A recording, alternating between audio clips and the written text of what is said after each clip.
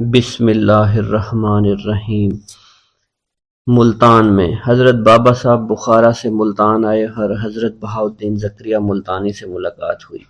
حضرت زکریا نے دریافت کیا کہ کہاں تک ترقی کر لی؟ جواب دیا کہ اگر آپ کی کرسی کو اشارہ کر دوں تو ماں آپ کے ہوا میں اڑنے لگے۔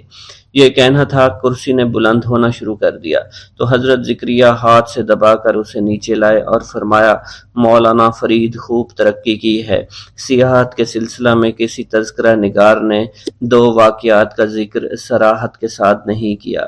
یہ یقینی ہے کہ حرمین شریفین کی زیارت سے مشرف ہوئے تھے اور حاجی کہلانے لگے تھے، مگر خدا جانے اس کی عام طور پر کیوں روایت نہیں کی گئی۔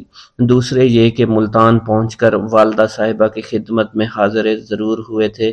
اس حاضری کے کم و کیف کا نقشہ تصور میں جمایا جا سکتا ہے۔ پہنچتے ہی قدموں پر گرے، والدہ صاحبہ نے اٹھا کر سینے سے لگا لیا۔ طرفین کی طرف خوشی نے گریہ کی صورت اختیار کر لی۔ آخر کار تکان اور نقاہت ملاحظہ کر کے والدہ صاحبہ نے تسلی دی کہ سفر نمونہ سکر ہوتا ہے، اس لیے مشقت و کمزوری ناقابل توجہ ہیں۔ پھر باطنی جائزہ لے کر فرمایا، سفر وسیلہ ظفر بھی ہوا کرتا ہے بیٹا، الحمدللہ تمہیں ظفر و نصرت نصیب ہوئی ہے۔ جواب میں خاکسار و عجز کے ساتھ والدہ صاحبہ کی شفقتوں کا اعتراف کیا، حال پوچھا۔ جب کچھ عرصہ قیام کر لیا تو والدہ صاحبہ نے فرمایا، اب خدمت شیخ میں جانے کی اہلیت پیدا ہو گئی ہے، لہذا تمہیں جانا چاہیے۔ یہ حکم پا کر خوشی سے اچھل پڑے، قدموں پر سر رکھ دیا۔ دستور یہ ہے کہ نامور ہستیوں کے نسب کا تذکرہ خصوصیت کے ساتھ لکھا جاتا ہے۔ اس میں شک نہیں کہ خون کی تاثیر وراثت میں پہنچتی ہے۔ نجابت و شرافت سے انکار ممکن نہیں۔ اعلیٰ ظرفی، اعلیٰ فہمی کی دلیل ہوا کرتی ہے، مگر نسب محض ذات و صفت اور امتیازی شناخت ہے۔ اسلامی معیار اپنی جامعیت، وسعیت کے لحاظ سے قومیت، وطنیت، رنگ اور کلچر پر ہر طرح سے حاوی ہے۔ قید زمان و مکان سے بے نیاز ہے، اس لیے تمام جہان میں سب سے زیادہ وحدیت و اتحاد کا حامی اور مدعی ہے۔ نسب سے زیادہ مواخذہ کو حاصل ہے۔ ہجرت کے بعد مدینہ منورہ میں رسول اکرم صلی اللہ علیہ وسلم نے جو رشتہ اخوت قائم کیا تھا وہ نسب سے زیادہ مضبوط ثابت ہوا۔ اس رشتہ میں آقا و غلام کی قید نہیں تھی۔ حد یہ ہے کہ مساوات کی خاطر آزاد اشراف اور پابند غلاموں میں شادی بیاہ کی رسم بھی جاری ہو گئی تھی۔ بسم اللہ الرحمن الرحیم۔ السلام علیکم ناظرین کرام۔ عام طور پر یہ گمان کیا جاتا ہے کہ علماء و صفحاء سفر نامے لکھنے کے عادی نہیں تھے۔ اگر جملہ مشاہدات و تجربات قلم بند کر لیے جاتے تو آج دنیا کا نقشہ اور ہوتا۔ البتہ ان حضرات نے برسبیل تذکرہ پند و نصائح کے سلسلے میں جسہ معلومات ہمیں پہنچائی ہیں۔ ان صاحبان کے ملفوظات اور تذکروں کو ان کے سوانح حیات کی مسلسل و مکمل تاریخ کسی نوعیت سے نہیں کہا جا سکتا۔ حضرت بابا فرید الدین مسعود گنج شکر رحمۃ اللہ علیہ نے بھی اسی دستور کی تقلید کی۔ کہا تو یہ جاتا ہے کہ ربع سکون کی سیر فرمائی تھی، روم، مصر، شام، ترکستان کا سفر کیا تھا اور چین سے لے کر بحیرہ روم تک کا چپا چپا دیکھا تھا۔ لیکن تذکرہ میں جن مقامات بزرگان دین کا ذکر کیا گیا ہے وہ چند ہیں۔ جس طرح دوسروں کو یکجا کیا گیا ہے اور اپنے آپ کو دکھایا گیا ہے، اسی کے حالات مختصر طور پر ملفوظات میں محفوظ ہیں۔ مختصر معلومات کی یہ پونجی اہل نظر کی نگاہ میں 100 خزانوں سے زیادہ قیمتی ہے۔ بے شک تاریخ کو مد نظر رکھ کر برہنہ قیاس سے بہترین سفر نامہ اسی سے تیار کیا جا سکتا ہے اور اس زمانہ کی تہذیب کا اندازہ بھی لگایا جا سکتا ہے۔ وہ بلا ترتیب حسب ذیل ہیں۔ اس زمانہ میں ہندوستان سے بغداد جانے کا راستہ براستہ بخارا ہوا کرتا تھا۔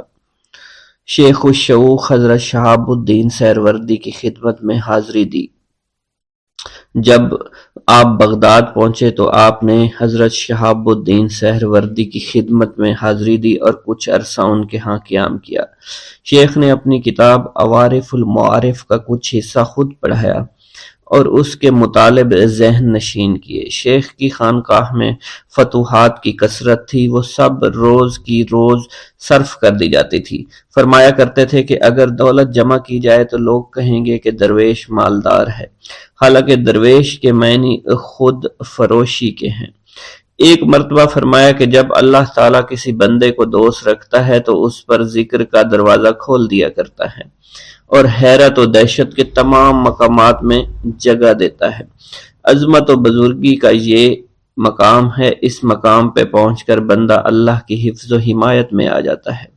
شیخ جلال الدین تبریزی نے اپنے مرشد کی وفات کے بعد حضرت شیخ الشوق کی بے پناہ خدمت کی تھی۔ بغداد میں سر پر چولہا رکھے جا رہے تھے، اس پر پانی گرم کرنے کی دیگچی رکھی تھی۔ لوگوں نے دریافت کیا تو بتایا حج کو جا رہے ہیں۔ اسی طرح شیخ الشوق کی 25 سال خدمت کی۔ اس خدمت سے فارغ ہو کر شیخ تبریزی تنہا ملتان آئے اور حضرت بابا صاحب کو انار دیا تھا۔ ایک مرتبہ شیخ جلال الدین تبریزی، شیخ بہاؤالدین سہروردی، شیخ عہد الدین کرمانی اور شیخ برہان الدین سوستانی شیخ الشوق کی خدمت میں حاضر تھے۔ اتنے میں شیخ بہاؤالدین سہروردی کے فرزند نے شیخ الشوق سے خرقہ کی درخواست کی۔ فرمایا آج معاف کرو، کل آنا۔ دوسرے دن حاضر ہوئے۔ حضرت نے فرمایا رات خرقہ پوش کا حشر تم نے خواب میں نہیں دیکھ لیا کہ پیر و مرید کو فرشتے دوزخ میں لیے جا رہے تھے، اس لیے کہ وہ خرقہ کے نام سے دنیا کمایا کرتے تھے۔ پھر ارشاد کیا کہ جب تک انسان دنیاوی علائش سے صاف نہ ہو اسے خرقہ دینا چاہیے اور نہ اسے پہنانا چاہیے۔ ایک مرتبہ بغداد کے سفر میں مسجد کنیف میں حضرت شیخ عہد الدین کرمانی کے پاس متعدد عزیز حاضر تھے۔ مسئلہ درپیش تھا کہ لوگوں کی شکل و صورت، طبیعت، اوضاع اور اطوار مختلف کیوں ہوتے ہیں؟ حضرت کرمانی نے فرمایا حضرت عبداللہ بن عباس نے حضور صلی اللہ علیہ وسلم سے اسی قسم کا سوال کیا تھا تو جواب مرحمت فرمایا تھا کہ حق سبحانہ نے آدم علیہ السلام کے مختلف اعضاء مختلف زمینوں کی مٹی سے بنائے تھے، اسی واسطے ان کے فرزندوں میں فرق و اختلاف ہے۔ بغداد کے باہر ایک غار ہے، ایک سوکھے ساکھے درویش کو دیکھا، ان کی حالت کے متعلق دل میں فکر ہوئی تو انہوں نے خود بخود کہا کہ 40 برس سے اسی غار میں گھاس پھوس پر گزارا ہے اور ذکر الہی میں ہوں۔ ذکر الہی سے بڑھ کر اور کوئی نعمت نہیں ہے۔ نمبر 2، سیوستان۔ شیخ عہد الدین کرمانی کی خدمت میں حاضری دی۔ حضرت بابا فرید الدین مسعود گنج شکر ان کے بغل گیر ہونے کے بعد فرمایا ہے سعادت کہ تم ہمارے پاس آئے۔ چند اور درویش بیٹھے ہوئے تھے، ان کی فرمائش پر ہر صاحب نے اپنی اپنی کرامت دکھائی۔ سب سے پہلے خود کرمانی صاحب نے اپنی کرامت دکھانے کے طور پر کہا یہاں کا حاکم مجھے پریشان کیا کرتا ہے، آج وہ چوگان بازی کے لیے گیا ہے، اللہ ہی اسے صحیح سلامت واپس لائے۔ ابھی یہ بات ختم نہ ہوئی کسی نے خبر سنائی وہ گھوڑے سے گر کر مر گیا۔ اب مجھے حکم دیا گیا، میں نے عرض کیا کہ سب صاحبان اپنی آنکھیں بند کریں۔ آنکھ بند کرتے ہی ہم سب خانہ کعبہ میں تھے، آنکھیں کھولنے پر ہم سب اپنی جگہ پر موجود تھے۔ بقیہ درویشوں نے اپنے کمال کا یوں اظہار کیا کہ اپنے اپنے خرقے اپنے اوپر ڈال لیے، بعد میں دیکھا تو وہ سب غائب تھے، خالی خرقے پڑے رہ گئے۔ ایک دن حضرت سیوستانی کی خدمت میں جانے کا اتفاق ہوا۔ ایک شخص کو آتا دیکھ کر فرمایا حاجت مند آ رہا ہے، اس نے حاضر ہو کر اولاد کی دعا چاہی، چنانچہ کہا پھر فضل الہی سے اس کے ہاں لڑکا پیدا ہوا، اس لڑکے کو سجادہ دیا گیا اور اس نے 70 حج کیے۔ اس جگہ ایک اور بزرگ کی خدمت میں جانا ہوا، وہ کثرت ذکر کی وجہ سے عالم سکر میں تھے، ہوش میں آ کر بتایا کہ اس شغل سے سعادت ابدی حاصل ہوئی ہے۔ بسم اللہ الرحمن الرحیم۔ السلام علیکم ناظرین کرام۔ عام طور پر یہ گمان کیا جاتا ہے کہ علماء و صفحاء سفر نامے لکھنے کے عادی نہیں تھے۔ اگر جملہ مشاہدات و تجربات قلم بند کر لیے جاتے تو آج دنیا کا نقشہ اور ہوتا۔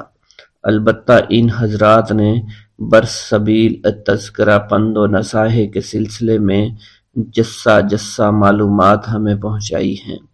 ان صاحبان کے ملفوظات اور تذکروں کو ان کے سوانح حیات کی مسلسل و مکمل تاریخ کسی نوعیت سے نہیں کہا جا سکتا۔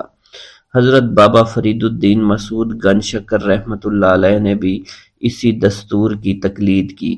کہا تو یہ جاتا ہے کہ ربع سکون کی سیر فرمائی تھی، روم، مصر، شام، ترکستان کا سفر کیا تھا اور چین سے لے کر بحیرہ روم تک کا چپا چپا دیکھا تھا، لیکن تذکرہ میں جن مقامات بزرگان دین کا ذکر کیا گیا ہے وہ چند ہیں۔ جس طرح دوسروں کو یکجا کیا گیا ہے اور اپنے آپ کو دکھایا گیا ہے، اسی کے حالات مختصر طور پر ملفوظات میں محفوظ ہیں۔ مختصر معلومات کی یہ پونجی اہل نظر کی نگاہ میں 100 خزانوں سے زیادہ قیمتی ہے۔ بے شک تاریخ کو مد نظر رکھ کر برہناقیہ سے بہترین سفرنامہ اسی سے تیار کیا جا سکتا ہے اور اس زمانہ کی تہذیب کا اندازہ بھی لگایا جا سکتا ہے۔ وہ بلا ترتیب حسب ذیل ہیں۔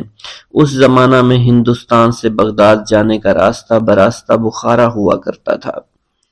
شیخ الشیوخ حضرت شہاب الدین سہروردی کی خدمت میں حاضری دی۔ جب آپ بغداد پہنچے تو آپ نے حضرت شہاب الدین سہروردی کی خدمت میں حاضری دی اور کچھ عرصہ ان کے ہاں قیام کیا۔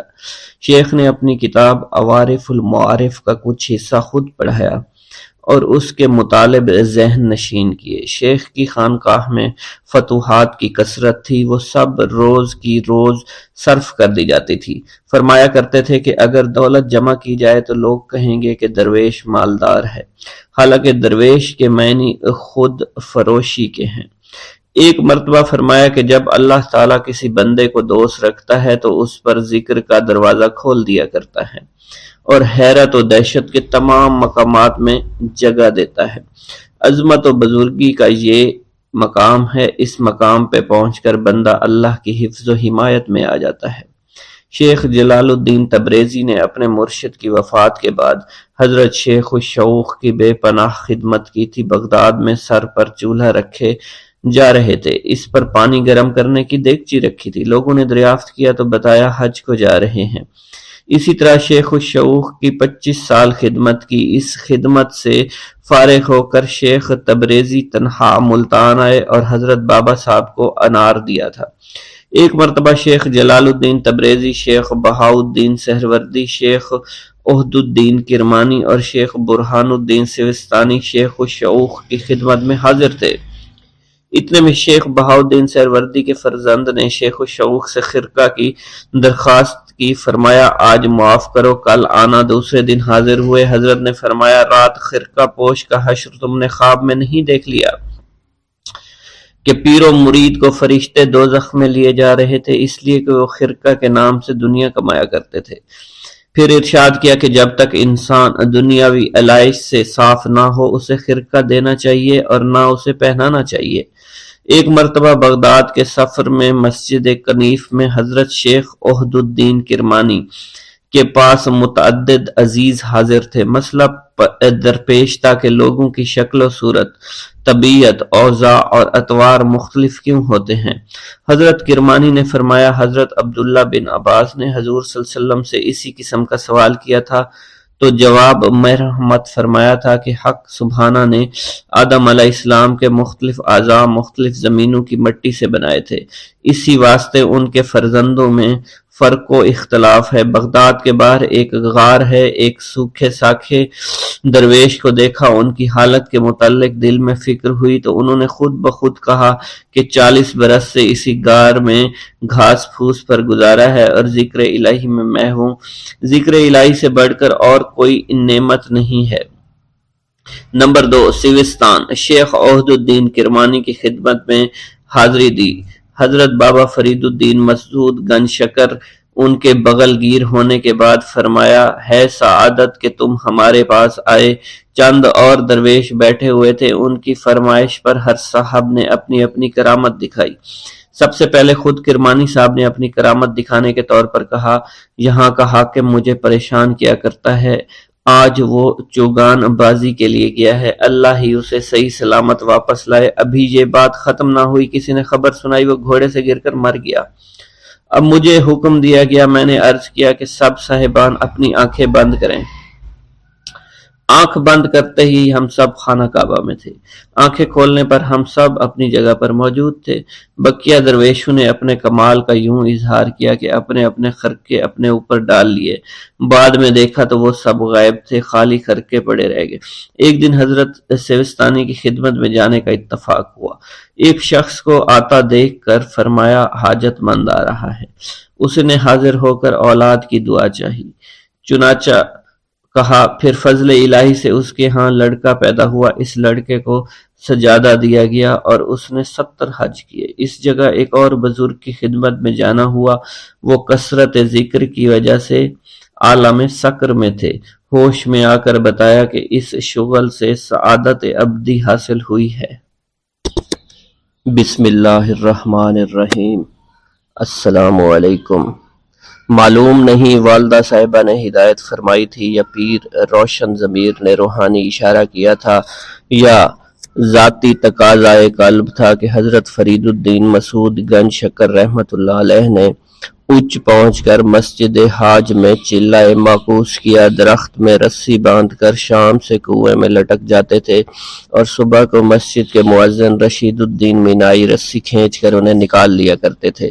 جب 40 دن پورے ہو گئے تو باوجود نقاہت کے دہلی کی راہ لی مشہور ہے کہ خواجہ یوسف چشتی صلاۃ معکوس کے عادی تھے، اور سلطان المشائخ نے شیخ ابو سعید ابو الخیر سے نقل کیا ہے کہ ایک مرتبہ پیغمبر صلی اللہ علیہ وآلہ وسلم نے غار حرا میں نماز معکوس ادا فرمائی تھی۔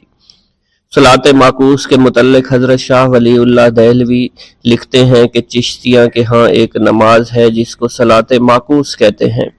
ہم نے سنت مصطفیہ اور اقوال نقحہ سے اس کی کوئی اصل نہیں پائی ہے، جس کی بنا پر ہم اس کی تائید نہیں کر سکتے، لہذا ہم نے اس کا ذکر نہیں کیا۔ واللہ عالم، غالباً یہ اضافہ اب بعد ہے، ورنہ فوائد الفوائد میں ایسی غیر مستند بات نہیں کی جانی چاہیے تھی۔ ہر اچھی بات مومن کا گم شدہ مال ہے۔ 40 دن کی صلاۃ معکوس کی روایت ہے، مگر عام صورت سے شہرت پائی ہے کہ بابا صاحب حضرت فرید الدین مسعود گنج شکر نے 12 برس صلاۃ معکوس ادا فرمائی۔ ممکن ہے کہ صلاۃ معکوس سے مراد وہی اصول ہو جو چشتیوں کی خصوصیت ہے، جس کی تلقین بابا فرید الدین مسعود گنج شکر نے اپنے ہر مرید سے فرمائی ہے کہ جو دل چاہے اس کے خلاف عمل کیا جائے۔ بہرحال مدن جو کچھ بھی ہو، مگر صلاۃ معکوس کو جوگیوں کی شین آسین نہیں سمجھا جا سکتا۔ رمضان کی دوسری تاریخ تھی۔ اسی روز شہید محبت خواجہ بختیار کاکی اوشی کی محفل میں قاضی حمید الدین ناگوری سہروردی، مولانا شمس الدین ترک، مولانا کرمانی، بدر الدین غزنوی رحمت اللہ علیہ موجود تھے، اور ذکر یہ تھا کہ شیخ میں اس قدر دل کی قوت اور ضمیر کی صحبت ہونا چاہیے کہ جس کو مرید کرے اس کے سینے کی زنگار اپنی قوت باطنی سے صاف کر کے ثقیل کر دے اور راز ہائے فطرت سے آگاہ ہو جائے۔ اسی دن اسی وقت حضرت فرید امید بہم کے ساتھ بھرے ہوئے دربار میں حاضر ہوئے۔ داخل ہوتے ہی شوق و شعور اور علم نے ساتھ چھوڑ دیا۔ جدائی کی مدت مدید نے ایک دیوار کھڑی کر دی، نہ یہ کچھ کہہ سکے اور انہوں نے کوئی رخ دیا۔ مولانا شمس الدین ترک نے آداب مجلس کے مطابق بیٹھ جانے کا بھی اشارہ کیا، مگر خبر ناباشد کھڑے کے کھڑے رہے۔ بدحواسی سراسیمگی کی وجہ سے وہ طے نہ کر سکے کہ تعارف کی کیا صورت نکال لی جائے۔ مسجد ملتان میں توجہ فرمائی کی یاد دلائی، النافع پڑھنے کا حوالہ دیں یا تکمیل تعمیل کے بعد حاضر ہونے کی ہدایت کا ذکر کریں، اور پھر کیا انہیں معلوم کہ خیال ہو بھی یا نہ ہو، حیرانی و پریشانی کی اس حالت میں کانوں نے سنا، مولانا فرید سب کام ختم کر کے آئے ہو؟ سننا تھا کہ سر بش سجود ہو گئے۔ قدم لیتے ہی ایسا محسوس ہوا نہ حجاب رہا نہ معایرت رہی، درمیانی دیوار ہٹ گئی، مفارقت کا تصور جاتا رہا۔ حضرت خواجہ قطب الدین بختیار کاکی اوشی رحمۃ اللہ علیہ نے فرمایا، مردان خدا ایسے ہی مدارج طے کرتے ہیں، مگر یہ سعادت ہر ایک کو نصیب نہیں ہوتی۔ یہ محض فضل الہی پر منحصر ہے، لیکن ہر حال میں کسی نہ کسی مقام پر پہنچنے کی کوشش کرنا چاہیے۔ صدق و خلوص ہی کے ذریعے مقام قرب میں رسائی ہوتی ہے۔ معنی یہ ہوئے کہ سعی ناتمام ہی فضل الہی سے ہوا کرتی ہے۔ یہ کہہ کر چہار ترکی کلہ مرحمت فرمائی اور بے حد لطف فرمایا۔ شیخ الاسلام نے گفتگو جاری رکھتے ہوئے اس سے پہلے بیعت رضوان کی تفصیل بیان کی تھی کہ حدیبیہ کے موقع پر حضرت عثمان کو کفار سے گفتگو کرنے بھیجا گیا تھا، اتنے میں افواہ اڑی، قید کر لیے گئے۔ مسجد میں جوش پیدا ہوا، نبی کریم نے کفار سے لڑنے کے لیے جملہ صحابہ سے بیعت لی، پھر حضرت عثمان غنی کی طرف سے یوں بیعت لی کہ اپنے ایک ہاتھ کو ان کا ہاتھ فرض کیا اور اپنا دوسرا ہاتھ دست مبارک اس پر رکھا۔ غرض اس مثال سے سمجھایا کہ تجدید بیعت کی اسی دن سے بنیاد پڑی۔ اب حاضرین جلسہ کے سامنے حضرت فرید الدین مسعود گنج شکر کو تجدید بیعت سے مشرف فرمایا گیا۔ سوال یہ ہوتا ہے تجدید بیعت کی ضرورت کیوں پیش آئی؟ کون سی غلطی ہو گئی تھی؟ مدت فراق میں بظاہر دوری معلوم ہوتی تھی، مگر روحانی صورت سے معیت رہتی ہے۔ اب اس کی وجہ یہ ہو سکتی ہے کہ جس کے رتبہ ہے سو ان کو مشکل ہے، آنے واحد کے لیے وحشت میں ہی صحیح، مگر یہ خطرہ کیوں کرایا، کیوں خیال ہوا؟ پس اسی خطرے کی وجہ سے تجدید بیعت کی ضرورت پیش ہوئی۔ اس خطرے میں اہانت کی صورت نکل سکتی ہے۔ راہ سلوک میں خطرات پر بھی گرفت کی جاتی ہے، چنانچہ ارشاد فرمایا، مرید کو موجودگی و عدم موجودگی دونوں میں یکساں طور پر پیر کی خدمت کرنی چاہیے۔ اگر پیر کا انتقال ہو جائے تو وہ اور بھی خدمت کرنی چاہیے۔ حضرت والا لقب شکر گنج بھی ہے، اس کی 2-3 وجہیں بیان کی گئی ہیں۔ صحیح وجہ یہ ہو سکتی ہے، مگر مستند یہ ہے کہ اسی موقع پر غزنی دروازے کے قریب ایک برج میں ٹھہرے روزے کا حکم دیا گیا تھا۔ سیاحت و مجاہدات کے بعد ابھی حال ہی میں چلہ معکوس کیا، ان کے جسم کی حیثیت منجمد خیال سے زیادہ نہیں تھی۔ تکمیل کی گئی تیسرے روز افطار کے لیے کچھ نہ تھا۔ ایک شرابی نے کھانا لا کر پیش کیا، اسی سے افطار کیا، مگر معدے نے غذا قبول کرنے سے انکار کر دیا، قے بن کر خارج ہوگی۔ صبح کو جب حضرت شیخ کو ماجرا بیان کیا، فرمایا وہ کھانا خماری تھا، اچھا ہوا خارج ہو، اب ضرورت ہے کہ طے کا ایک روزہ اور رکھو، غیب سے جو میسر ہے افطار کرو، روزہ اور طے کا روزہ، اور پھر طے کے روزے پر طے کا روزہ۔ اس کیفیت کا تصور مشکل ہے، مگر تعمیل کرنا تھی۔ تیسرے روز افطار کا وقت آیا، مگر غیب سے کچھ نہ آیا۔ رات گزرے، شدت سنگی سے مجبور ہو کر زمین پر ہاتھ مارا، چند سنگریزے ہاتھ میں چپک گئے، عطیہ غیب سمجھ کر منہ میں ڈال لیے، مگر وہ شیریں تھے، خطرہ ہوا پھر کوئی فریب نہ ہو، فوراً اگل دیے۔ جب 3 مرتبہ یہی واقعہ پیش آیا، ہر مرتبہ شکر محسوس ہوئے تو سمجھا کہ یہی تحفہ غیب ہے۔ غیب کی پیشین گوئی کر دی گئی تھی، تحفہ غیب ملا بھی، لیکن زمین پر ہاتھ مارنا حصول کا ذریعہ تھا۔ یہ اضطراری سعی تھی، اس کو اختیاری جد و جہد نہیں کہا جا سکتا۔ اختیاری جد و جہد پر اعتماد نہیں رکھنا چاہیے، بلکہ الاسباب پر نظر رکھنا چاہیے، کیونکہ محنت و کوشش کا نتیجہ اپنے اختیارات سے باہر ہے۔ علم کی بے راہ روی اسی کو کہا جاتا ہے کہ اہل فلسفہ نے عقل و دماغ کو منتشر کرنے کے لیے جبر و اختیار کی بحث ایجاد کی، اور صدیاں گزر جانے کے بعد بھی اس بے نتیجہ بحث سے سکون حاصل نہ ہوا۔ نظام مملکت کے قیام و استحکام کے لیے منتظم جو کچھ بھی کرتا ہے وہ اس کے حسن تدبیر، مصلحت اور ضرورت کی دلیل ہے۔ صدیاں گزر جانے کے بعد بھی اس بے نتیجہ بحث سے سکون حاصل نہ ہوا۔ نظام مملکت کے قیام و استحکام کے لیے منتظمین جو بھی کرتا ہے اس کے حسن تدبیر، مصلحت اور ضرورت کی دلیل ہے۔ باغبان جانتا ہے کس پودے کو پانی اور کھاد سے اور کس پودے کو دوہن سے اکھاڑ کر پھینکنا چاہیے۔ باغبان کا ہر فعل باغ کی صحت و رونق کے لیے ہوا کرتا ہے، نہ کہ اپنی نفسانیت کے لیے، لہٰذا اس تراش و خراش میں جبر کا اختیار سوال ہی پیدا نہیں ہوتا۔ اب ہاتھ مارنے کی بجائے تعمیل حکم کو اصل جد و جہد کہا جا سکتا ہے۔ حجرے میں رہ کر عبادت اور ریاضت کا شغل تھا، اور کہا جاتا ہے کہ بجائے روزانہ کے ہفتہ در ہفتہ میں ایک مرتبہ شیخ قطب الدین بختیار کاکی اوشی کی خدمت میں حاضری دیا کرتے تھے۔ بابا فرید الدین مسعود گنج شکر کا معمول تھا کہ وہ ہفتہ میں ایک یا دو مرتبہ شیخ قطب الدین بختیار کاکی اوشی کی خدمت میں رہا کرتے تھے۔ کچھ دن بعد حضرت سلطان الہند خواجہ بزرگ پہلی مرتبہ اجمیر سے دہلی تشریف لائے۔ تاریخی دلائل سے تشریف آوری کا تعین 612 میں کیا گیا ہے۔ زیارت قدم بوسی کے لیے سارا دہلی امٹ پڑا۔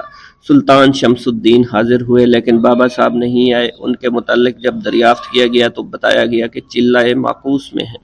اس پر خواجہ قطب صاحب سے فرمایا، تم واقعی بختیار ہو جو ایسے شہباز کو قبضہ میں لائے جس کا آشیانہ سدرۃ المنتہا سے اوہر نہیں۔ ایسے شخص پر تشدد کی ضرورت نہیں، چلہ ختم کرا دینا چاہیے۔ اس کے بعد دونوں حضرات اس حجرے میں گئے۔ جملہ جلیل القدر ہستیوں نے جو حاضر موجود تھے رفاقت کی۔ خواجہ بزرگ اسی حجرے میں قبلہ رو کھڑے ہو گئے۔ خواجہ قطب صاحب نے مطابعت کی اور بابا صاحب کو درمیان میں کھڑا کر کے دیر تک دعا فرمائی کہ خداوند فرید کو قبول فرما۔ اہل گوش نے ندائے غیب سنی کہ قبول کیا۔ اس کے بعد انعام و فیض روحانی نہ صرف حضرت خواجہ قطب صاحب سے دلوایا بلکہ خود بھی عطا کیا۔ ارشاد فرمایا، فرید مسعود گنج شکر ایسا چراغ ہے جو ہمارے خانوادے کو روشن کرے گا، وحید عصر ہوگا۔ اس رسم اور عطیہ کو خلافت سے موصوف کیا گیا۔ حضرت خواجہ قطب صاحب کی طرح دوران قیام دہلی میں حضرت خواجہ غریب نواز بھی فرید الدین مسعود گنج شکر کو بابا سے خطاب کیا کرتے تھے، اس لیے ان کا لقب بابا ہو گیا اور اتنی مقبولیت ہوئی کہ اس لقب سے برابر یاد کیے جاتے تھے۔ مریدوں میں وہی حضرت مستحق خلافت ہوتے ہیں جو روحانیت میں کمال حاصل کرتے ہیں۔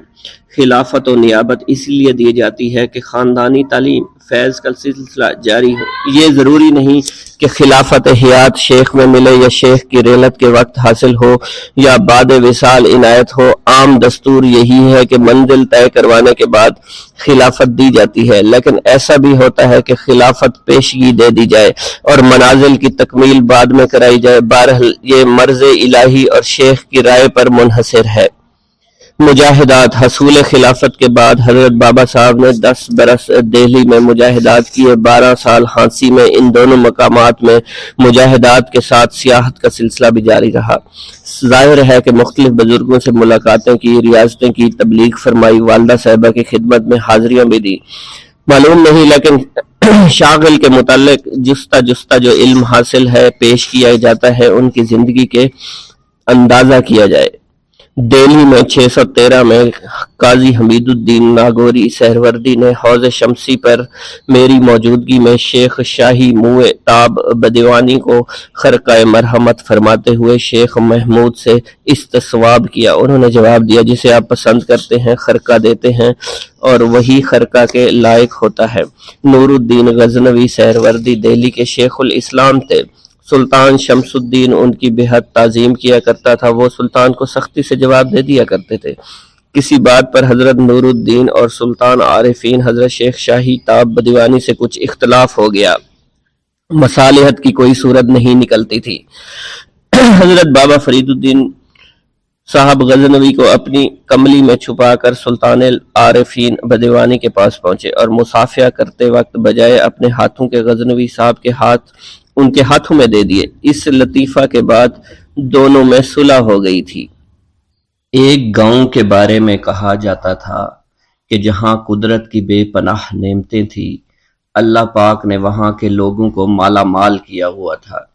ایسی نعمتیں کہ جن نعمتوں کو دیکھ کر انسان اکثر مغرور ہو جایا کرتے ہیں، مگر وہاں پر کچھ مسلمان تھے اور سب سے بڑی اور بری بات یہ تھی کہ وہاں کے تمام لوگ کافر تھے۔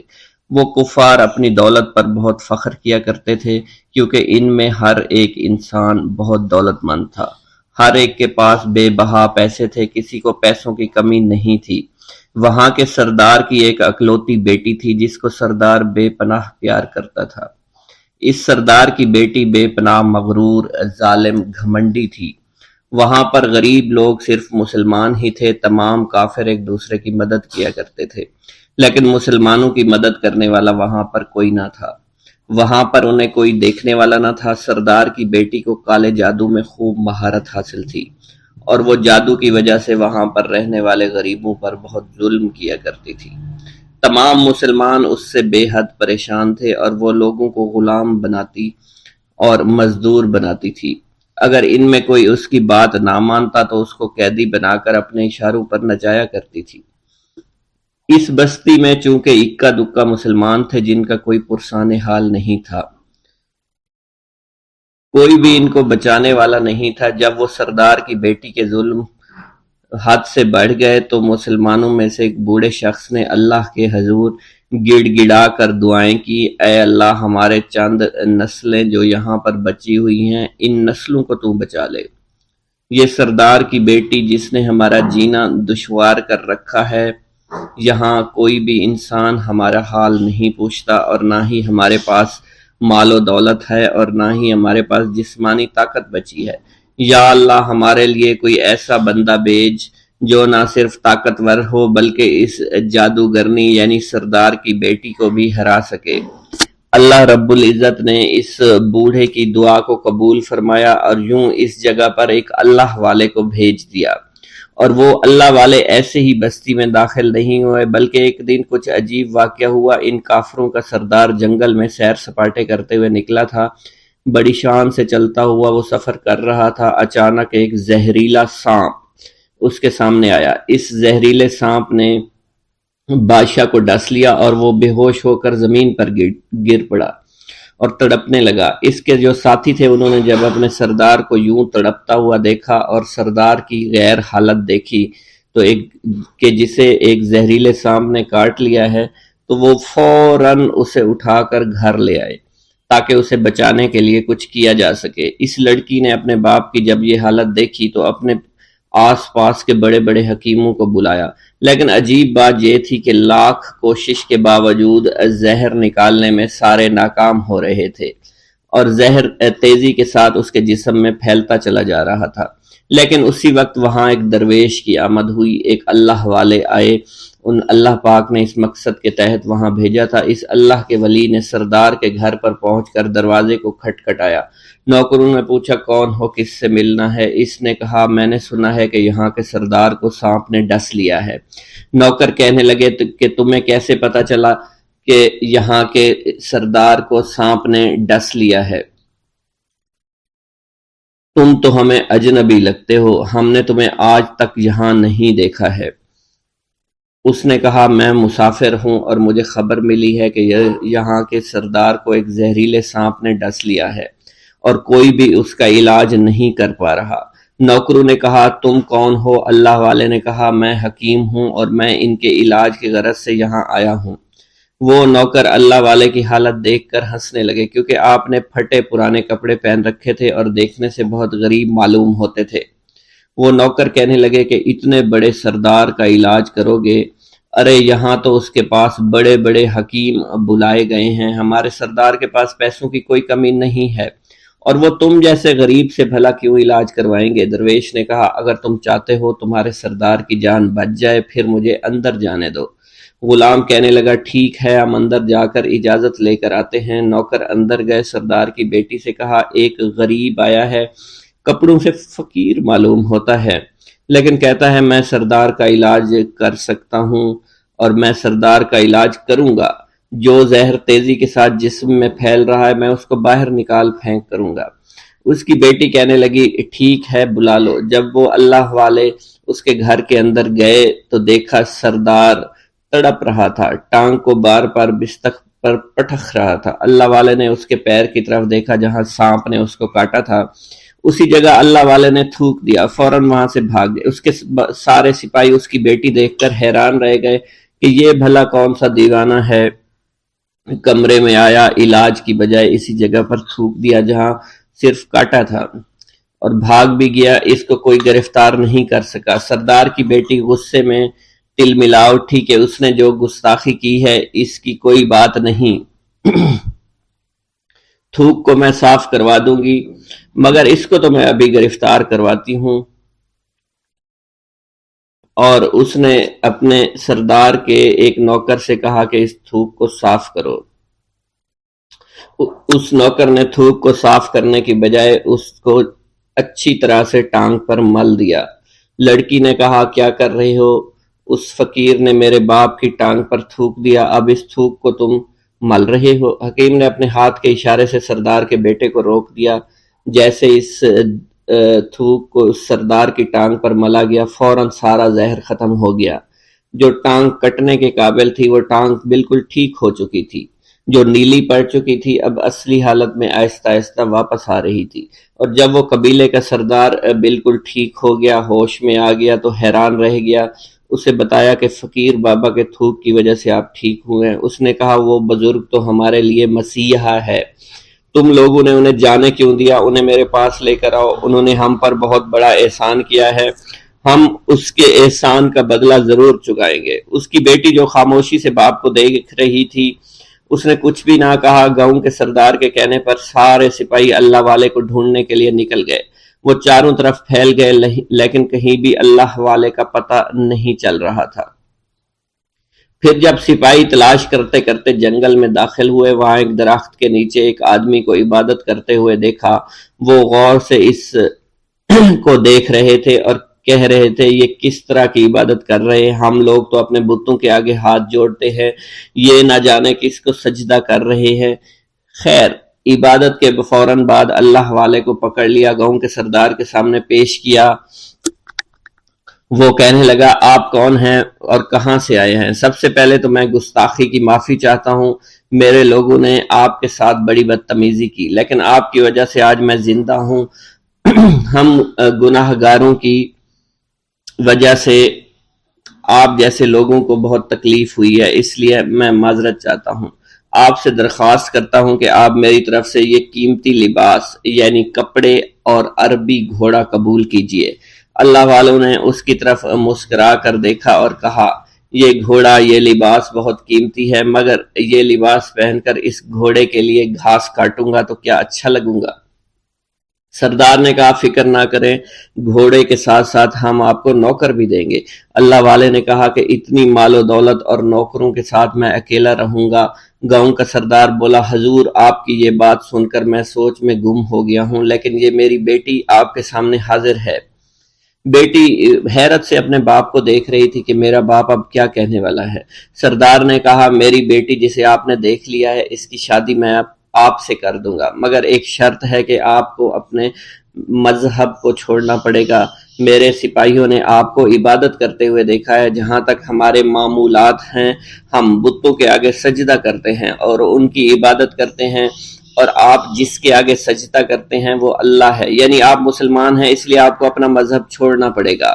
کیا آپ ایسا کر سکتے ہیں؟ اللہ والے نے کہا کہ مجھے ایک بات بتائیے، آپ سب کچھ دیکھ رہے ہیں، آپ نے مجھے یہ بھی دعا دی کہ میری اولادیں ہوں اور آپ کی نسل آپ کی بیٹی سے چلے گی۔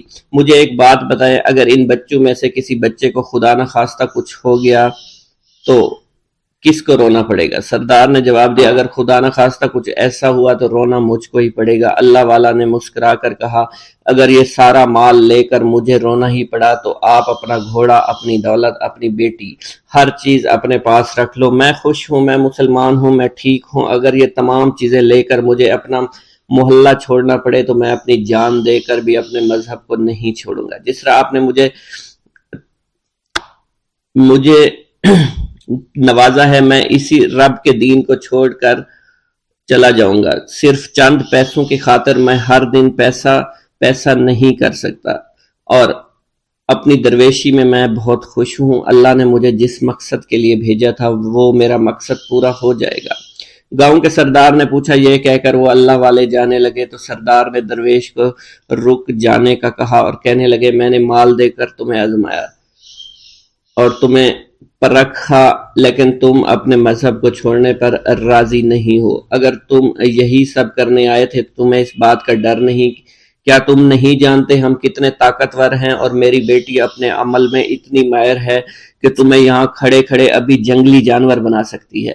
اللہ والے نے کہا کہ اس نے جنگلی جانور کمزور لوگوں کو بنایا ہوگا، یہ مجھے جانور بنا کر تو دکھائے۔ اس سے پہلے کہ گاؤں کا سردار اپنی بیٹی سے کچھ کہتا کہ اس پر وار کرو، اللہ والے نے جادوگرنی پر ایسی پھونک ماری کہ وہ اسی وقت ایک بہت بڑی چھپکلی بن گئی۔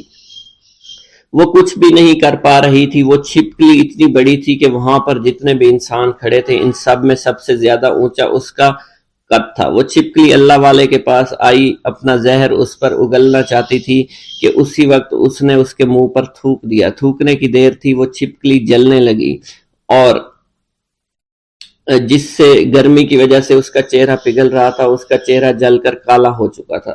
وہ مرنے والی تھی کہ سردار دوڑتا ہوا قدموں میں آ کر گر پڑا اور معافی مانگنے لگا اور کہنے لگا, حضور اس گستاخی کے لیے میں معذرت خواہ ہوں, آپ مجھے معاف کر دو. میں نے سچ میں آپ کو بہت کمزور سمجھا تھا, آپ کو آپ کا مذہب سے ہٹانا چاہا تھا. اگر میری بیٹی ٹھیک ہو جائے تو میں سچ کہتا ہوں یہاں پر جتنے لوگ ہیں ہم پوری کی پوری بستی مسلمان ہو جائیں گے. اللہ والے نے کہا کہ ہم تمہیں اپنے دین میں شامل کرنے کے لیے یہ سب نہیں کر رہے, بلکہ تم لوگ مسلمان بھائیوں پر جو ظلم کرتے ہو وہ ظلم کو ختم کرنے کے لیے ہم یہاں آئے ہیں.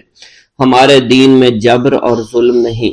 اگر تمہارے بیٹی سے انسان بن کر سدھر جاتی ہے تو اس کو اس کی اصلی حالت میں لانے کے لیے میں خود کو اللہ کی بارگاہ میں پیش کروں گا اور دعا کروں گا. سردار کہنے لگا کہ ہاں میری بیٹی اصلی حالت میں اگر آ جائے تو پھر ہم کسی پر ظلم و ستم نہیں کریں گے, اور میں دل سے اپنی بیٹی کے لیے معافی چاہتا ہوں. آج سے یہ کوئی بھی جادو ٹونا اور مسلمانوں کو تنگ نہیں کرے گی اور نہ ہی کسی مسلمان پر یہ ظلم اور جبر کرے گی. بس آپ اسے دوبارہ سے انسان بنا دے. اللہ والا نے چھپکلی پر دوبارہ سے پھونک ماری تو پھر سے انسان بن گئی اور اللہ والے کے قدموں سے وہ لپٹ گئی. کہنے لگی, مجھے معاف کر دیجئے, مجھے معاف کر دیجئے, میں نے اپنے آپ کو بہت طاقتور سمجھا. اس لڑکی کا آدھا چہرہ جل چکا تھا اور کالا ہو چکا تھا. وہ کہنے لگی کہ آج اپنے باپ کے ساتھ میں آپ کے دست مبارک پر مسلمان ہونا چاہتی ہوں. میں وعدہ کرتی ہوں کہ آج سے اس بستی پر کوئی بھی کافر کسی مسلمان کے ساتھ بدتمیزی نہیں کرے گا, زیادتی نہیں کرے گا, ظلم اور جبر نہیں کرے گا, بلکہ ہم سب یہاں مل جل کر رہیں گے اور بھائی چارے کے ساتھ رہیں گے. ہم سب مسلمان ہو جائیں گے اور پھر یوں اللہ والے کے ہاتھوں پوری بستی کا سردار اور اس کی بیٹی نے اسلام قبول کر لیا اور سردار نے اللہ والے سے اپنی بیٹی کا نکاح کر دیا اور پھر اس بستی میں ہمیشہ کے لیے امن و امان قائم ہو گیا.